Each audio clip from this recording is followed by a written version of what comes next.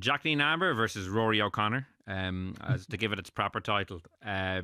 So, Jacques Nienaber's press conference yesterday, it was so interesting that Rudd actually printed the entire transcript of it, or the majority of it, on the Irish Independent website. So I'm not going to read out its entirety by any means, because it would take too long. But there's a couple of passages I do want to read out because it was quite interesting. Nienaber talked at length about his defensive philosophy, basically defending it, saying he doesn't think it takes too much energy out of the players. That's been one criticism, that it's such a kind of aggressive defensive system that maybe the players don't have enough in the tank to attack as well as they used to. As a result, he didn't agree with that. He explained that when he said he runs the rugby program, it's not that he has his fingers all over the attack and all over every element of the game plan. It's more that he gets together with the coaches, they set out the game plan, and then he kind of allocates the training kind of time they put into each kind of segment. That was how he described his role, rather than as someone who we think of as like a Lancaster or a Schmidt, who like maybe has their finger in every single aspect of the game. But then it was his future where things got very interesting. Someone asked him, do you think you'll definitely be here next year? And Nienaber said, pointing at Rudd, or talking about Rudd, he said, I'm a devil. So if it's according to him, probably not. And then it was pointed out to him that it's not up to journalists if he stays or not. And he said, who fires you? Do you know who fires you? The public, the media. They fire you. Not the CEO, not Shane Nolan. He doesn't fire me, but you guys fire us. You fire all coaches because the pressure builds and builds, and then the fans build the pressure, and then they just ask and they say, listen, lads, I think we must part ways. There's a misconception that people get fired by the CEOs. That is because of pressure put on CEOs by the boards, by people listening. Or let's say the board member has dinner with his mates and his friends, and they go, I'm quoting Rory here, you sound to deal with the devil, you need to get rid of that devil, he's killing Irish rugby. That's how you get fired. Then the CEO goes, maybe they're right, maybe they are, and that's how you get fired. So your question is, listen, am I going to be here? I hope so, okay? I'm currently not so sure, to be honest. And then he was asked, why aren't you sure? And he said, because I don't think people value me here. They don't value me. They don't. And he kind of then indicated that he was kind of more talking about the fans and the fan perception of him and the media criticism of him. He went on to defend his record since he came in, about winning the URC and getting to the business end of Europe. And then someone asked him, are you willing to stay and fight and show you're the man for the job? And he said, listen, I can only fight through results, can't I? I'm asking, am I that shit, ... And Rory said, I don't think you're shit. And Nienaber said, you say that, Rory, you say that. You don't think it, but you honestly say that. And Rudd said, I've never said that. And then Nienaber says, you say you're making the deal with the devil. This risk isn't paying off. Are you supporting me? Rudd. I'm not here to support you. I'm here to report and call what I see. Nienaber. And you see the wrong thing. Rudd. I think you're one of the best coaches in the world, but I don't think you're a good fit for Leinster. Nienaber. So you're not supporting me. Rudd. It's not my job to support. That's been my position for a number of years, and I'm happy to be proved wrong. I don't think the club is buying into your style of play. You're now playing a hybrid game that takes too much energy. So I hope that was possible to follow there, because there was a lot happening, lots of back and forth.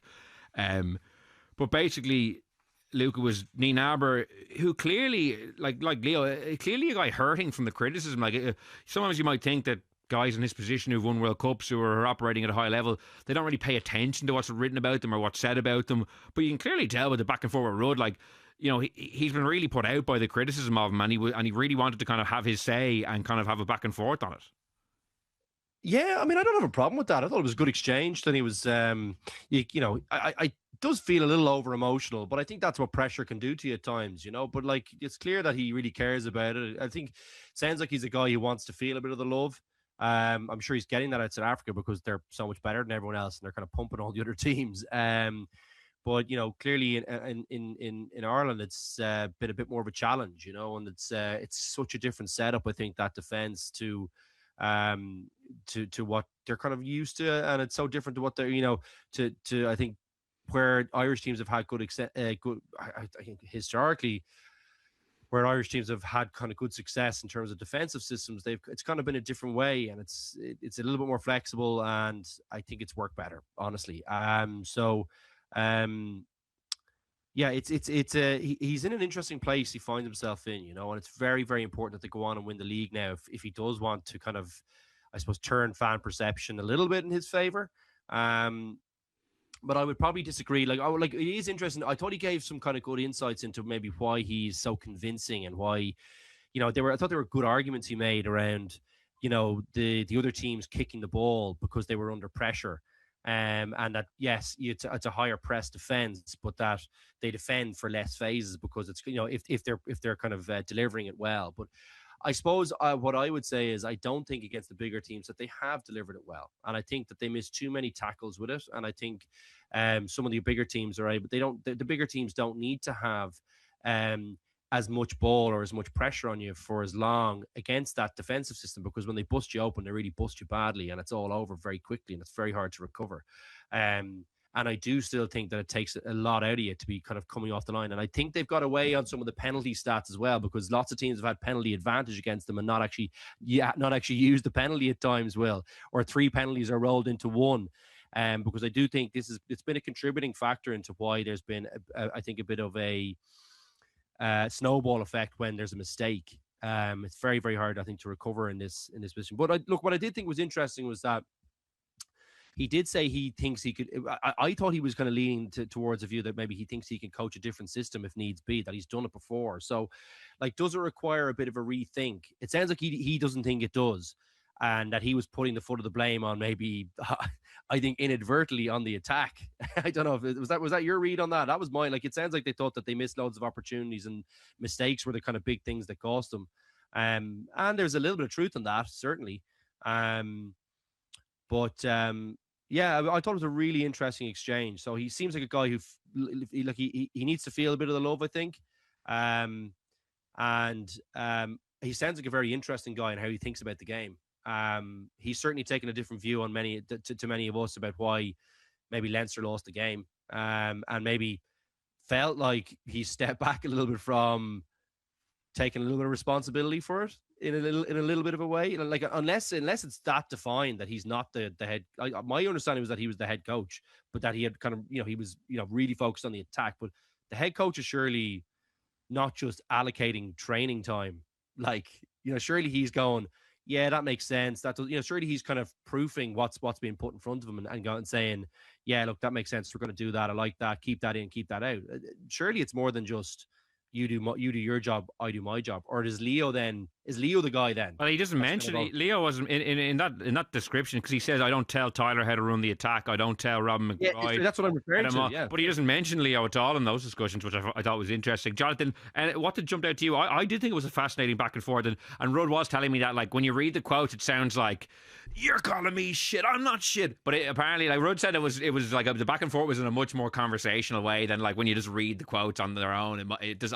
You're obviously just putting your own, like, you're kind of almost like projecting how you feel it might have played out. But I thought there was some really interesting stuff in it, like the stuff about, like, how do someone end up leaving. It's basically, he's almost saying, like, oh, if I end up leaving, it's because of the media and the backlash, rather than like my performance or how the team has performed, which is an interesting narrative. No doubt that pressure does, or like coverage does, influence people for sure, but there's also how the team performs is pretty important as well, and I don't think that's just down to like some sort of media narrative. What jumped out to you about the back and forth? To me, it's this idea that Leinster seem to have, or publicly seem to be saying that they have, that there is this media narrative that is not based on their performance relative to expectation. It seems to be that they genuinely believe, because we've had it from Leo after Toulon, and now we've had it from Jacques Nienaber, where there seems to be this idea, Nienaber says it there, you don't think it, but you say it. That's him saying that Rúaidhrí is writing something that he doesn't believe. And that feeds into what Leo said about there being an agenda that people are going to be negative about Leinster. Like, Rúaidhrí doesn't need me to defend him, but like, I've known him a long time and I've been reading his stuff for longer than that. Like, he's not going to make up an opinion because he thinks it's more interesting than the one that he has. And that is what Leinster seem to be saying that people are doing, rather than saying, you have an opinion that does not align with our opinion, and your opinion is based on the fact that we're not winning the trophies that everybody thinks that we should be winning. Like, if Leinster had won against Bordeaux last week, or had they beat La Rochelle on either of those occasions, had they beat Toulouse, these conversations are being had because Leinster are matching or exceeding expectations.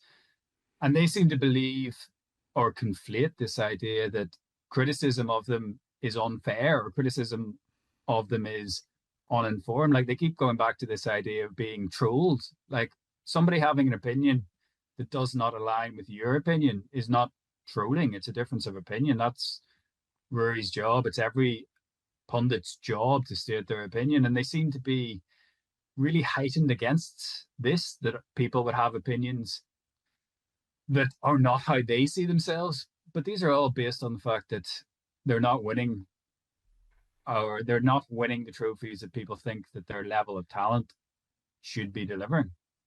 But I just think it all strikes me as very strange. Like, it strikes me as strange that they're so heightened to this at the minute, because it speaks to me, that speaks to the atmosphere. It speaks to the environment. And like, Jacques Nienaber did not come across as a man with a great amount of job satisfaction there. I think that's probably the most interesting thing.